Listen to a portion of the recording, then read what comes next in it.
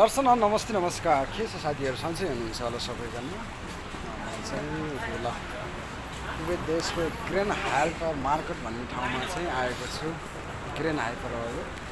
यहाँ चाहिँ सपिङहरू गर्नको लागि चाहिँ आएका छौँ यति बेला साथीहरू हुनुहुन्छ यता अनि उता पारा भाइ हुनुहुन्छ। हामी चाहिँ यसरी यहाँ सपिङ गर्दैछौँ।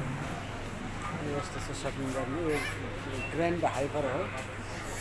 अनि हामी चाहिँ यसरी बेलुकाको समयमा एकदमै राम्रो हुन्छ। आजभोलि गर्मीको सिजनमा यसो चाहिँ गर्नु सक्नुहुन्छ।